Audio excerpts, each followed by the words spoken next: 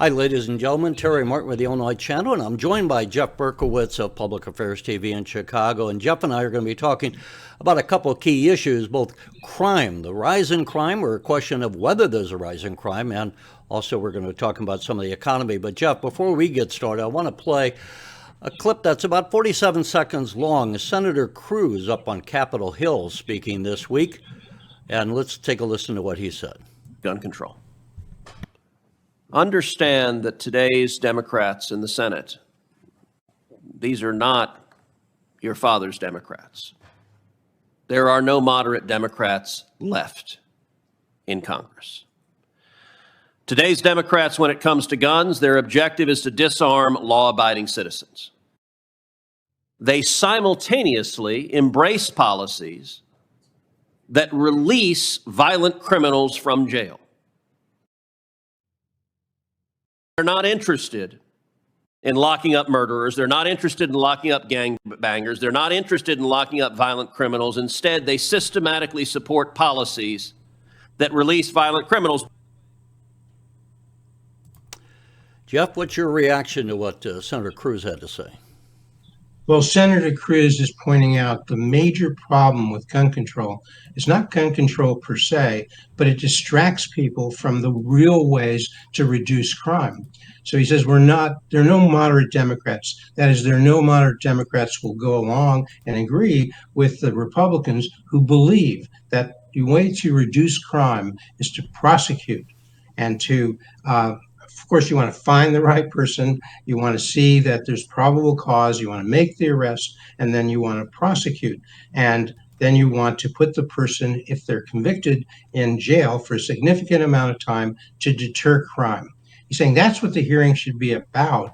He says, well, no, we're not doing that. We're trying to disarm law-abiding citizens, and then we're releasing violent criminals from the jails and from the prisons. And he's saying these Democrats, they don't want to lock up the murderers. They don't want to lock up the rapists. They don't want to lock up the robbers. And this is a fundamental problem. We have to have a discussion in America. What is the way to deal with crime? What is the way to deter crime? And as opposed to continuously talking about gun control, more and more laws, and we don't enforce the gun control laws that we have. Yeah, we often hear that. And by the way, talking about the Soros prosecutors, we got Kim Foxx, who's on the way out the door up in Chicago. Well, on a future show, we'll take a look at the race for the Cook County State's Attorney. But we've had the same problem across in big cities across the nation, in Philadelphia and St. Louis. We got rid of, in St. Louis, Kim Gardner was kicked out of office for failing to do her job of not prosecuting. In San Francisco, they got rid of the Soros prosecutor. Hopefully, we're going to get prosecutors who want to actually put criminals in jail and quit releasing them, but that's the argument. And I'll say for the audience that was a clip from Senator Cruz there. Really hit a nerve because there's over 175,000 people watched that one clip on the Illinois Channel. Well, and Terry, you've traced out and described and outlined a book called Rogue Prosecutors by one of our previous guests, Cully Stimson, Charles Cully Stimson. And the rogue prosecutors are throughout the country. George Soros donated more than $1 billion to focus on 72 prosecutors around the country that account for about 65% of the population of the United States. And he won those elections. They're relatively inexpensive. And it changed the way in which we deal with crime over especially the last 7 or 8 years.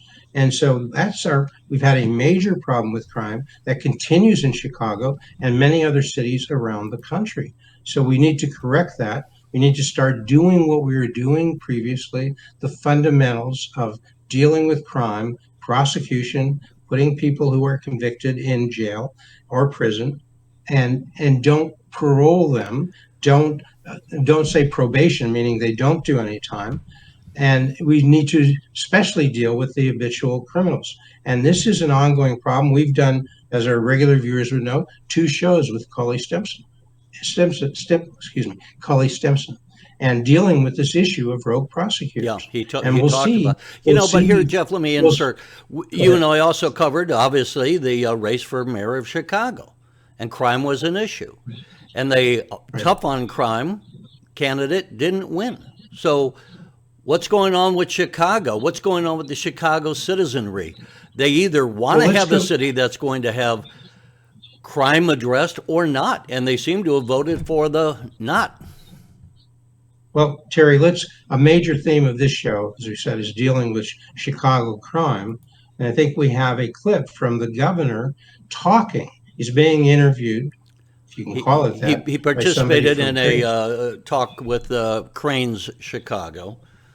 And we have the. You want to? Here's the point. Let's go ahead and play that. Just to introduce this, let's play the clip and give the let's get the governor give his view about crime. And his argument is it's doing well. Let's listen.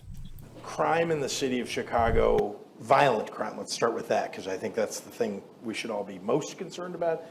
Every crime is of concern. Violent crime actually has been coming down for 3 years.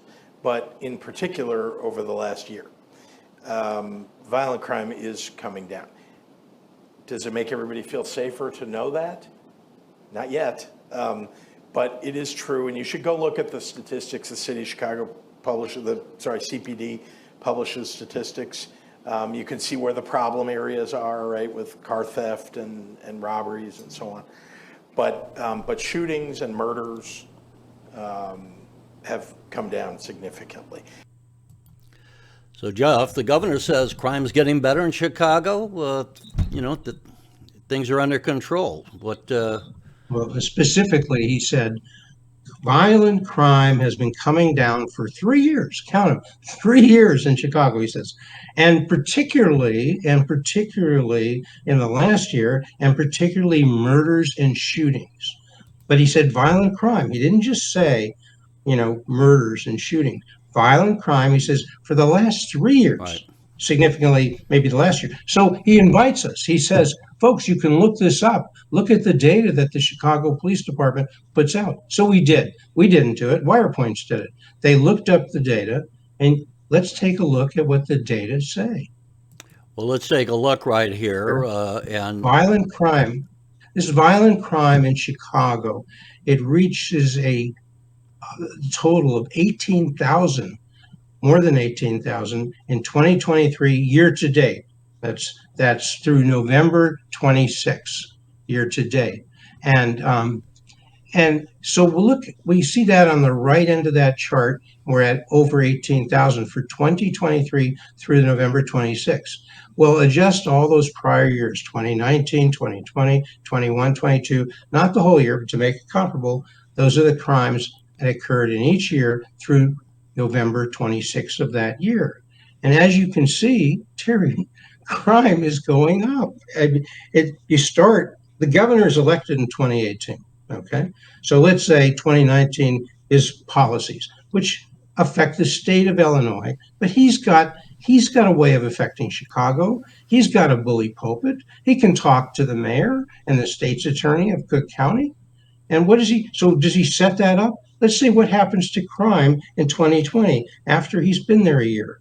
It goes up slightly. It goes up 236. These are counting all violent crimes. And and the crimes he's looking at there are murders, criminal sexual assault, robberies, and aggravated battery. We're looking at that. Well, let's take a look here. This is the violent crime continues to grow in Chicago.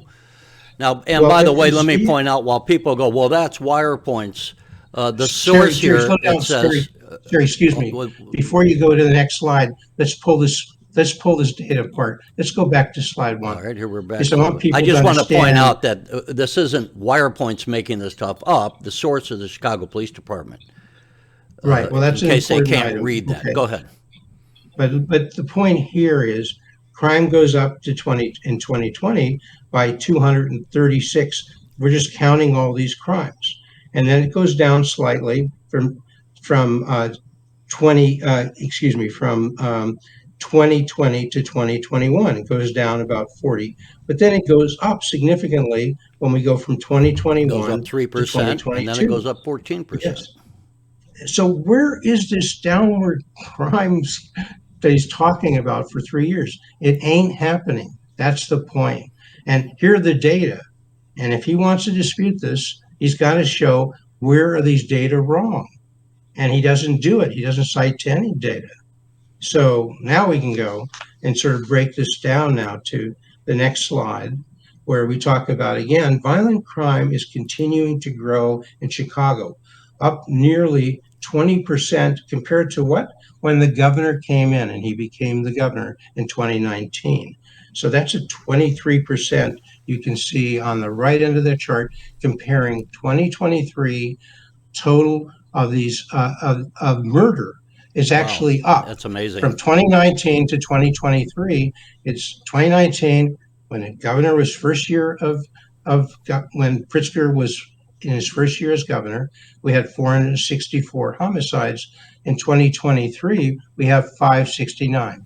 So over that 4-year period, it's gone up 23%. And an explosion in robberies we see here. Well, and you hit the main point, Terry, because when you listen to the networks, the local networks in Chicago, every day there's armed robbery. And these armed robberies are just going through the roof. And they're organized, there's a team, and they're a standard robbery, armed robbery in the city of Chicago has a team of 4. Somebody's walking in an area, perhaps anywhere in Chicago. Doesn't have to be used to be crime was mostly on the south side, west side. Now it's all over north side as well. And say it's 4 o'clock in the morning and somebody's walking, they're going to an early train. There's a car that looks around, makes sure there's nobody else around. They pull over, say it's a woman because well, you're referring to a video that was that was shown by Chicago Workbench, right? And what the video shows in a nutshell is there's one of the team members has a long gun, which is really scary to people and is fairly accurate. He jumps out and he points at any cars that might come near him. And if there's a car that stopped at the red light, he's waving it on and the car goes on. They're not going to fight with a long gun.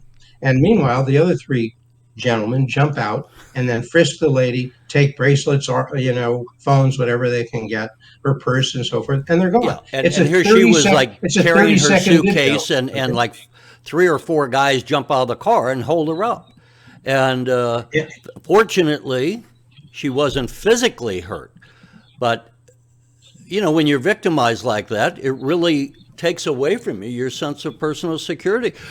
I mean, for the rest of your time, you're going to not have the same sense of security and being able to relax walking around the city once you've been victimized by this. You're somewhat traumatized, Terry. You're unprotected. They've taken your gun away. They've made it difficult for concealed carry.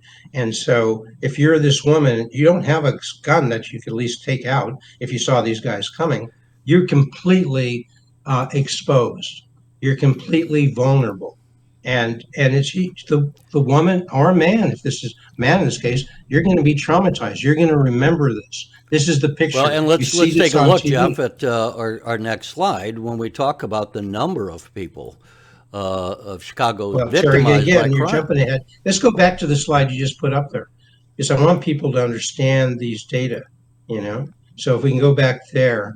Again, if you're looking at this slide, you see a bunch of numbers, and it can be kind of intimidating. But let's focus on robbery, which we were just talking about. And this says robbery could be armed robbery. I think in most of these cases it would be. It says robbery. Let's look over there under 2023, the current year. 9,963 robberies. And to the left of that, we have, what was it last year? 7,900.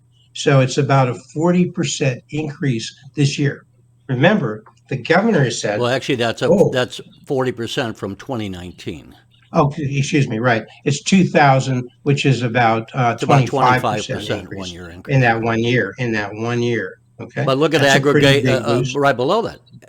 Aggravated battery.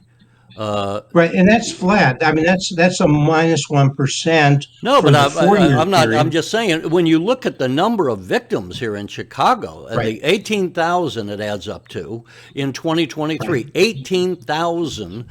And, I don't know if the other thing that we have talked about in the past, and we should mention, that what's going on with the police department and the lack of support from the administration. And we have 911 calls when you are a victim or you're having someone breaking in, they call 911. There's not enough police to go around. We sometimes have up to 30 minutes before a 911 call is responded to in Chicago. No, and we had 400,000 in 2021 priority calls, priority 1, priority 2, go unanswered at all. Okay. And so it's not that it's taking 30 minutes. It's taking, they're just not responding. They're not there. We need to move along if we're going to Yeah. get these other slides in, I'll say. So Okay, let's take a okay, look at well, number 3 here. And we got the number of Chicagoans victimized. We were talking about the number, and shocking number here in 2023, 31,658. Yeah. Let me ask you, Jeff, you watch the news. I can't see Chicago news. We played the clip. The governor says crime is down.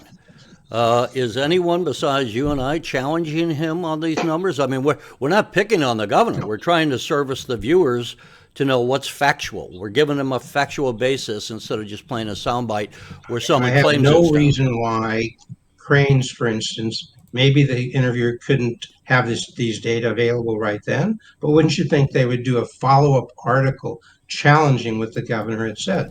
No, What it's about left to anyone us. else? I don't want to pick on Cranes per se, but what about any of the local TV news? Is anyone they putting don't these? do I'm this sure kind of they stuff. report crime. Every local TV station do. does. No, But here's are what they they do, putting it Terry. in context? Are they doing what we're doing? Are they saying, here's the No. facts? Terry, they tell you the news. What is new? So on Friday, if they're reporting, they're telling you what happened last night. And they do a pretty good job of this. At the 11 a.m. news the next morning, the 9 a.m. news, WGN puts this out, CBS puts this out, but they're focusing on what happened last night. And they'll dissect, they'll show, here, folks, and they'll put up a map showing here are 4 robberies within 2 hours that occurred on the north side, where they were, the street locations, and so forth. That's what they're doing, Terry. And they'll do the next thing the next day. But they don't synthesize. They don't provide the context. They do a good job of telling you what happened yesterday. They tell you the weather yesterday, Terry. How much of or let me today. ask, you have a sense of the citizenry. Yes. How much is crime on the mind of Chicago citizens walking the streets? Well, it's on their minds. It's on their minds a lot. And you would think there would be an uproar.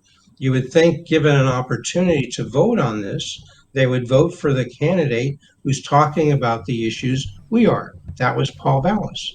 Now, a number of people voted for Paul Vallis, but not as many as voted for Brandon Johnson. It was a close election, 52% to 48%. But you would think, given the news that describes this, given the trauma that we've talked about, that there'd be more of a mobilization of voters to focus on that issue. Let me bring up But number for some 4 slide here, because this is, as people can see while we're on crime here, 2023 major crime hits a post-COVID record, up 58% over 2019, up 18% over just last year. Right. Again, that's a staggering figure. Those are major crimes.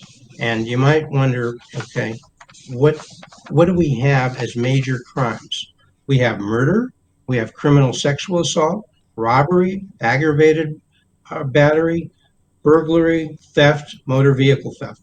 Those are the components. And when you break them down, all of those categories are up except for murder.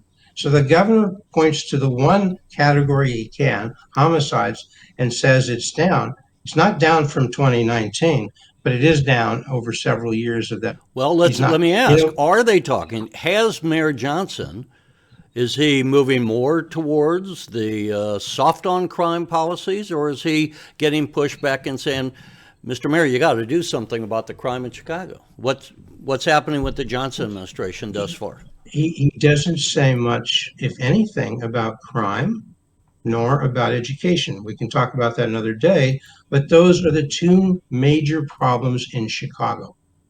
We don't teach our kids how to read. Across the state, only a third of the kids are learning how to read, two-thirds are not. In Chicago, by minorities, we have numbers like 17% of Blacks learning how to read, 22% of Hispanics learning how to read, 78% of Hispanics aren't learning how to read, and 83% of Blacks aren't. Doesn't talk about that. Doesn't talk about the data of crime. Doesn't talk about crime. The governor and the mayor seem to be in denial. Well, and when the first governor, step- again, I'm not the trying first to step- pick on the governor, but he's the one that says in a public forum that crime is down and happy days are here again, and he's painting a rosy picture. What he's but more saying doesn't important- match up with the facts that we're sharing with people. Well, more importantly, too, he's got the bully pulpit of being governor. You know, I understand. He also, he's he not, also has the power to send in the National Guard or pressure the mayor to, get his act together and crack down on crime.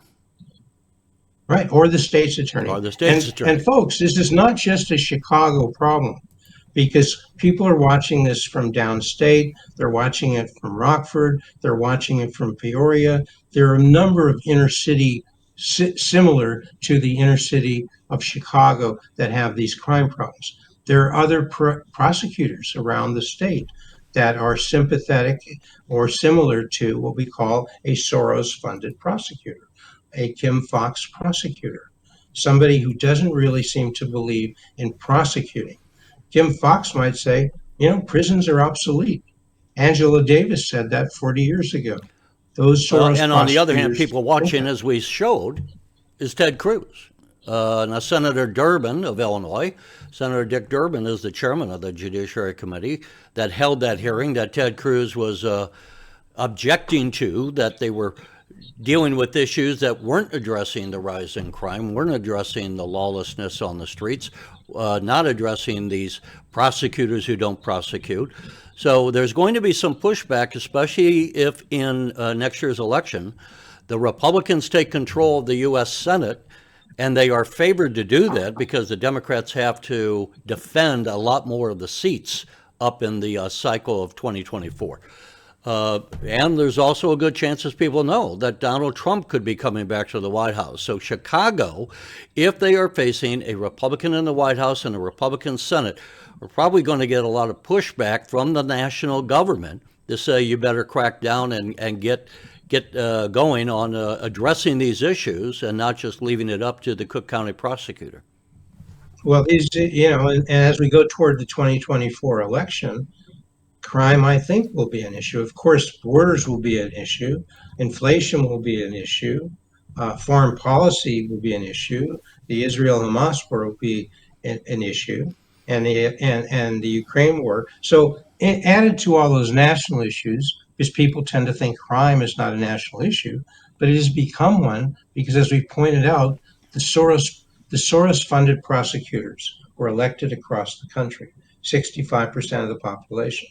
So the problem is when people who are critical of Kim Foxx and what she has done in Chicago and Cook County over the last 7 years, there are many other prosecutors around the country that are quite similar. And the point is, for others in Illinois who are watching this program outside of Chicago, well, it's Cook County is a problem, but so, as I said, are Peoria and Elgin and we are getting gangs around the state.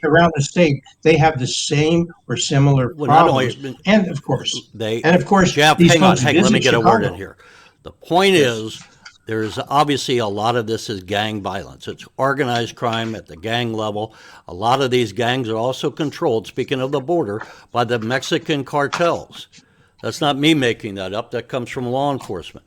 And some of these gangs have been, over the last number of years, moving out of Chicago and going down into places like the Urbana-Champaign, where the University of Illinois is, going into Decatur, as you're just saying, going into these other cities.